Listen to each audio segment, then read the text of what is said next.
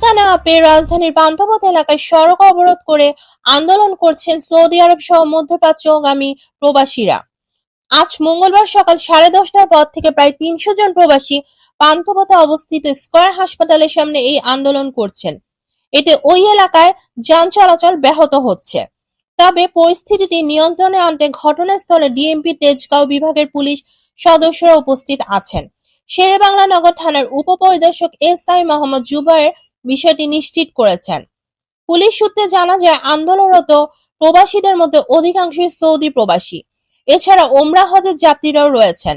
তাদের আজ রাজধানীর বিভিন্ন হাসপাতালে সৌদি আরব সহ মধ্যপ্রাচ্যের আরও একটি দেশে যাওয়ার জন্য টিকা নেওয়ার কথা ছিল, কিন্তু ওইসব হাসপাতালে গিয়ে তারা দেখেন তাদের যেসব টিকা দেওয়ার কথা ছিল সেই সব টিকা নেই। পরে তাদের জানানো হয় পান্থপথে স্কয়ার হাসপাতালে টিকা আছে, সেখানে যেতে।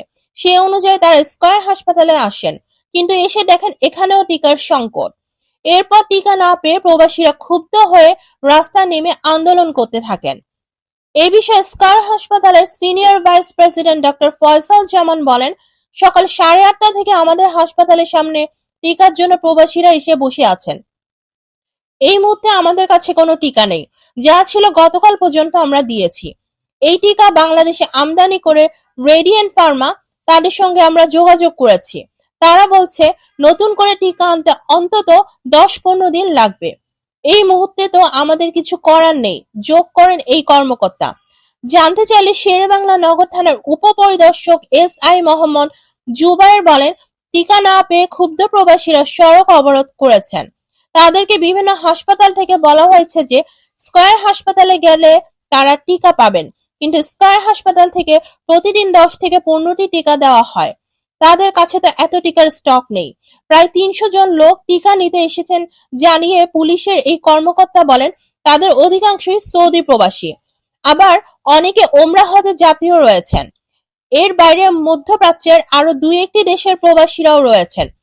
এর আগে গতকাল সোমবার হজ ও ওমরা যাত্রীদের জন্য মেনিনজাইটিসের টিকা বাধ্যতামূলক বিষয়ে নতুন নির্দেশনা দেয় রাজধানীর হযরত শাহজালাল আন্তর্জাতিক বিমানবন্দর।